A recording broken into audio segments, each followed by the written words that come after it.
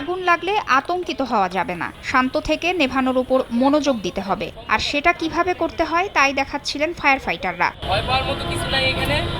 যখন গ্যাসটা বের হচ্ছে, আগুনের শিখাটা কিন্তু এই নজল থেকে অনেকটা দূরে থাকে। এই কৌশল জানতে আগ্রহী হয়ে ওঠেন সাধারণ মানুষও। নিরাপদ দূরত্বে থেকে আগুন নেভানোর কৌশল রপ্ত করার সুযোগ হাতছাড়া করতে চাননি তারা। এখানে প্রথম শিখলাম আমরা গ্যাসের বোতলতে কিভাবে আগুন নিভানো যায়। এখানে একটা অভিজ্ঞতা হইলো, যদি কখনো টাকুর বিপদ পড়ি এরকম, তাহলে অভিজ্ঞতাটা কাজে খাটানো যাবে। শিখতে পারছি, এর জন্য আমার বাসায় কোনো বিপদ আপদ হইলে ওইটা আমি নিজে ট্যাকল দিতে পারবো।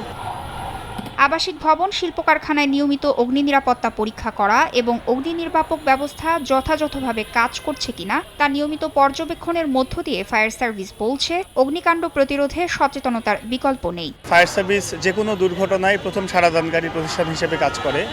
আমরা যে চ্যালেঞ্জগুলো অনুভব করি তার প্রথম বিষয় হচ্ছে যে আমরা দেরিতে সংবাদ প্রাপ্তি, এবং আমরা আরেকটা জিনিস বিশ্বাস করি যে আমরা যদি প্রতিরোধ ব্যবস্থা ভালো করতে পারি তাহলে আমরা দুর্ঘটনার সংখ্যা কমিয়ে আনতে সক্ষম হব। ইতিমধ্যে নগরীর 37টি পয়েন্টে আমরা এই স্থির সমাবেশ করেছি এবং আজকে 38তম জায়গা, এবং আজকে আনুষ্ঠানিকভাবে আমরা এটা শেষ করছি।